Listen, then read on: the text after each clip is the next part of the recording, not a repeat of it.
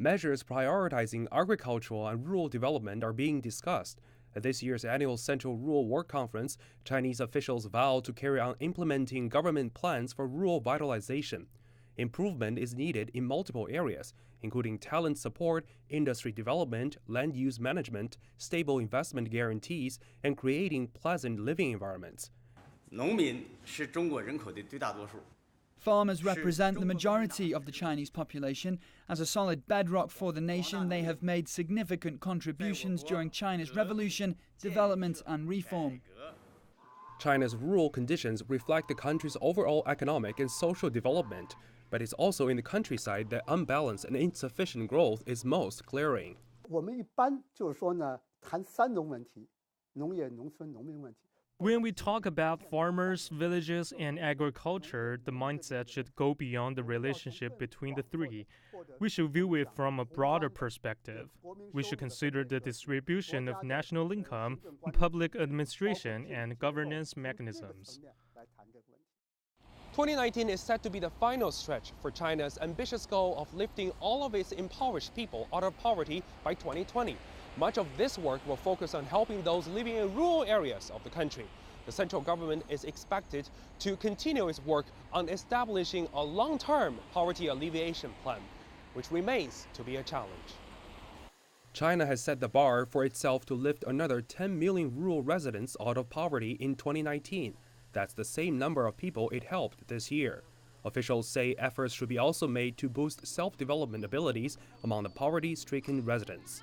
一个是要发展产业。 First, we need to develop the industries. Second, to boost employment. More than 2 million impoverished people found jobs in the past year. They are all migrant workers. In addition to that, we built 30,000 workshops in rural areas, which provided more than 700,000 job opportunities. China has committed itself to fostering new business entities such as household farms and farmer cooperatives by helping them solve any production and operational difficulties that may arise.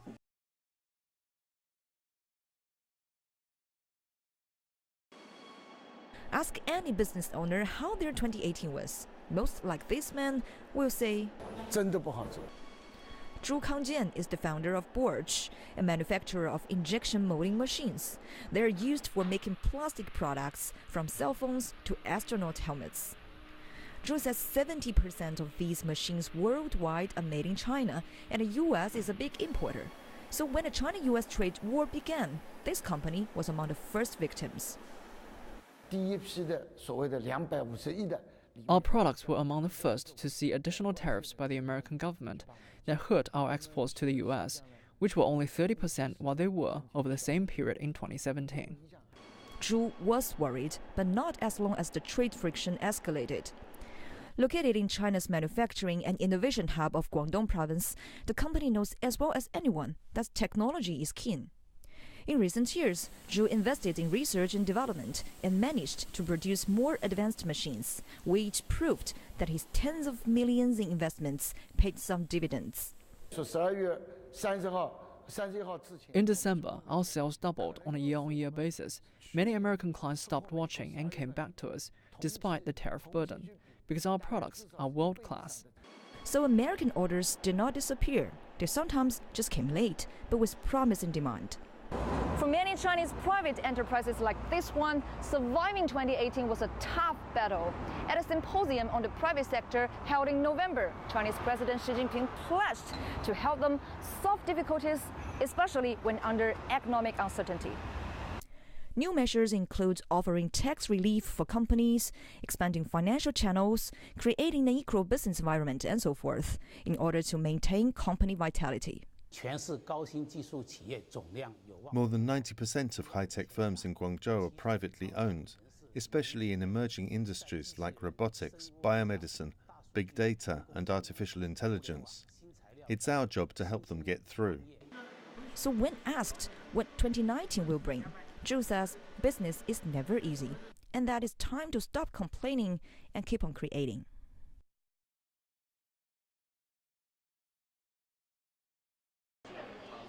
A rapidly growing appetite for luxury goods has made China the world's biggest market in this niche area. The recent Bain luxury study predicts that China will account for half of all luxury sales by 2025. In a shop in central Beijing, these dazzling and delicate goods await buyers. But what's special about these? They are all pre-owned. For us, the size of the second-hand luxury goods market is just as big as that for new luxury goods. The trading volume of second-hand luxury goods in China is ascending very fast. 2 years ago, when Huaxia Pawn Shop started working with Japanese vintage retail giant Komehyou, they saw only a limited amount of high-end goods flowing into the Chinese second-hand market. Today, this jointly opened new shop is feeding the needs of a considerable number of people, thanks to changing consumption attitudes. I think there's a market for the younger generation. We like buying luxury accessories but don't really wear them every day. We all want to trade in the old for new styles after a while. It can also be a kind of investment and financing for some people. The shop manager says they still have much to do in consumer education to encourage more to sell and buy used luxury goods in the interest of sustainability. But there's a more severe challenge for the entire luxury goods industry: knockoffs.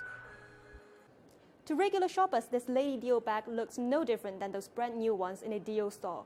But only the experienced examiners can tell you whether it's authentic or not, how much it has been used, and how much it's worth. A small miscalculation means both the company and consumer will pay a dear price. With a gap in evaluation standards and legal protection, protecting against fraud is never easy. The top priority and core competence of this business is the assurance that comes from the capacity to identify the counterfeits and take better care of a used product for future use. Apart from that, dealers have different advantages in prices or after-sale services. The burgeoning industry is attracting a wide variety of participants. That includes boutiques like this, individuals working on their own networks, and even some well-known online trading platforms. Experts say they all have a long way to go.